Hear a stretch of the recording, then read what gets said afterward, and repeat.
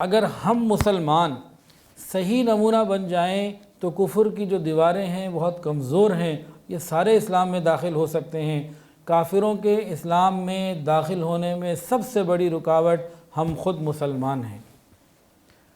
غالباً برنارڈ شاہ نے یہ کہا تھا کہ میں نے مسلمان ملکوں میں مسلمان تو دیکھیں، اسلام نہیں دیکھا، اور کافر ملکوں میں نے کافر دیکھے، مسلمان نہ دیکھے لیکن اسلام دیکھا۔ ہماری عملی کمزوریاں ان کو قریب آنے سے روک رہی ہیں۔ اگر ہم صحیح مسلمان بن جائیں تو آج بھی انشاءاللہ العزیز اتباع سنت میں اتنی برکتیں ہیں کہ لوگ کھنچتے ہوئے چلے آئیں۔ اللہ تعالی ہمیں عمل کی توفیق عطا فرمائے۔ آج ہمیں دنیا یہ کہہ رہی ہے کہ دن میں بار بار ہاتھوں کو دھو، اتنی دیر بعد دھو، اور ایسے کرو اور ویسے کرو۔ غور کیجئے، ایک مسلمان جو عام مسلمان ہے، 5 نمازیں فرض پڑھتا ہے، تہجد بھی چلو پڑھ لیتا ہے یا نہیں بھی پڑھتا، ایک عام مسلمان جو 5 نمازیں پابندی سے پڑھتا ہے، ایک دن میں 5-6 دفعہ وضو کر ہی لیتا ہے۔ فجر کے لیے اٹھے گا وضو کرے گا، دوبارہ سویا 8-9 بجے اٹھا پھر وضو کر لیا، باوضو رہنے کی عادت ہے، پھر ظہر، عصر، مغرب، عشاء کے لیے وضو، اور رات سونے سے پہلے پھر وضو، کیونکہ باوضو سونا جو ہے وہ عبادت ہے۔ تو جو شخص یہ عمل کر رہا ہے، دن میں 150-200 دفعہ تو خود ہاتھ دھو رہا ہے۔ پھر مسلمان کھانا کھاتا ہے، کھانا کھانے سے پہلے ہاتھ دھونا سنت، بعد میں بھی ہاتھ دھونا سنت، تو 3 دفعہ بھی کھائے تو 6 دفعہ ہاتھ دھونا یہ ہو گیا۔ پھر جو عورتیں ہیں، کھانا پکانا ہے، سبزی کاٹنی ہے، گوشت کو دھونا ہے اور سالن تیار کرنا ہے، جن کے بچے ہیں بچوں کے پیمپر چینج کرنے ہیں اور بچوں کو نہلانا ہے، بچوں کو باقی ان کی صفائی اور چیزوں کو دیکھنا ہے، تو ایک مسلمان مرد اور عورت کے 150-200 مرتبہ تو آرام سے روز ہاتھ دھلتے ہیں۔ آپ غور کیجئے، جب آپ نے وضو شروع کیا تو 3 دفعہ ہاتھ دونوں دھوئیں گے، اس کے بعد آپ منہ میں پانی ڈال رہے ہیں تو ہاتھ سے ڈال رہے ہیں، ناک میں 3 دفعہ ڈال رہے ہیں تو ہاتھ سے ڈال رہے ہیں، دونوں ہاتھوں سے جب آپ اپنے چہرے کو دھو رہے ہیں تو 3 دفعہ پھر آپ کے ہاتھ دھلے، پھر آپ نے بازوؤں کو دھویا تو ہاتھ دھلے، خلال کیا انگلیوں کا تو ہاتھ دھوئے، داڑھی کا خلال کیا تو ہاتھ کو پانی لگا، سر کا مسح کیا تو ہاتھ دھونے ہیں، اور جب آپ پاؤں کو مل مل کے دھوئیں گے اچھے طریقے سے اور ان کی انگلیوں کا خلال کریں گے تو تقریباً 25-27 مرتبہ تو ایک وضو میں مسلمان ہاتھ دھوتا ہے۔ تو 5 دفعہ اگر وضو کرے یا 6 دفعہ وضو کرے کھانے پینے کے لیے اور باقی ضروریات کے لیے، جب یہ ہاتھ دھوئے گا تو کتنی بڑی تعداد تو یہ آ جائے گی، جو کہ یہ دین فطرت ہے۔ آج سائنس یہ کہتی ہے کہ انسان کے جو گردن کے پیچھے کے پٹھے ہیں، یہاں سے رگیں اوپر سے نیچے جا رہی ہیں، بنڈل ہوتا ہے یہاں رگوں کا، وہ کہتے ہیں کہ دن میں کئی مرتبہ اس کو پانی لگنا ضروری ہے، اگر مستقل اس کو سوکھا رکھا جائے، خشک رکھا جائے تو نقصان ہوگا۔ اب انسان جب وضو کرتا ہے تو وضو میں خود بخود گردن کا پیچھے کا مسح آیا اور وہ تر ہو گئی۔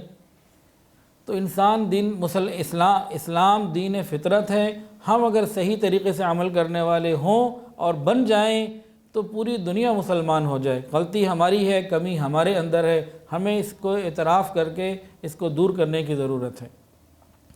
کھانا کھانے سے متعلق نبی علیہ السلام، یہ بہت اچھا موقع ہے کہ امت کے لوگ نبی علیہ السلام کی سنتوں کو لے کر، سائنس اور معاشرت کی پوائنٹس کو لے کر امت کو بتائیں کہ بھائی جس چیز کے لیے آج ہمیں کہا جا رہا ہے، 1400 سال پہلے ہمارے نبی نے کر کے دکھایا اور ہمیں کرنے کو کہا۔ اب ہاتھ دھونا کھانا کھانے سے پہلے اور کھانا کھانے کے بعد، نبی علیہ السلام نے اس کو دین کا حصہ بنایا اور ہمیں اس کے لیے بہت زیادہ ترغیب دی۔ ترغیب کی بھی کوئی انتہا ہوتی ہے۔ ہم چاہتے ہیں ہمارے گھر میں برکت آئے، ہم چاہتے ہیں ہمارا رزق بڑھے، ہم چاہتے ہیں ہماری تنگیاں دور ہوں، ہمیں آسانیاں ملے۔ کون شخص ہے جس کی یہ خواہشات نہیں؟ اور یہ تمام خواہشات میرے اللہ رب العزت نے حضور پاک صلی اللہ علیہ وسلم کی مبارک زبان سے صرف کھانا کھانے سے پہلے ہاتھ دھونا اور بعد میں ہاتھ دھونا میں بتا دی۔ ذرا غور سے ان احادیث کو سنیے۔ نبی علیہ السلام نے ارشاد فرمایا، کھانے سے قبل اور بعد میں ہاتھ دھونا فقر کو، غربت کو دور کرتا ہے، اور یہ تمام انبیاء کی سنت ہے۔ اور ایک حدیث میں آتا ہے، ابن ماجہ کی روایت، جو یہ چاہتا ہے کہ اس کے گھر میں خیر زیادہ ہو، اسے چاہیے کہ کھانے سے پہلے بھی ہاتھ دھوئے اور کھانے کے بعد بھی ہاتھ دھوئے۔ کون نہیں چاہتا ہمارے گھر میں خیر زیادہ ہو؟ جو چاہتا ہے پھر ہاتھ دھوئے۔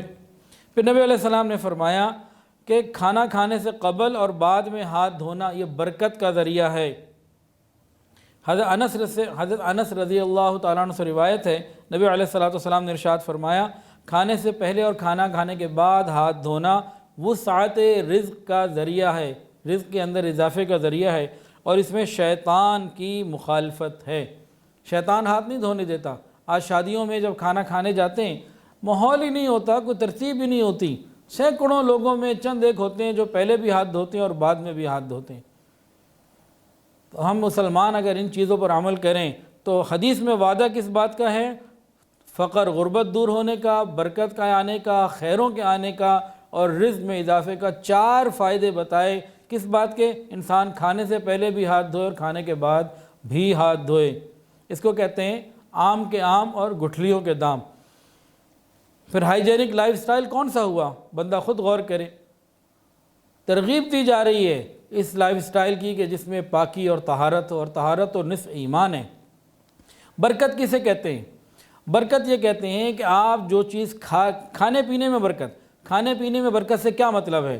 کھانے پینے میں برکت سے مراد یہ ہے کہ جو چیز آپ کھا پی رہے ہیں اس کے فوائد آپ کو ملیں، یعنی وہ کھانا آپ کے جسم کا حصہ بنے، آپ کو صحت ملے، آپ کو قوت ملے، اور اس صحت اور قوت سے آپ اللہ رب العزت کی عبادت کر سکیں۔ یہ نعمتیں اللہ رب العزت عطا فرماتے ہیں۔ کاش یہ باتیں ہمیں آج سمجھ میں آ جائیں، ہمارے مسئلے حل ہو جائیں۔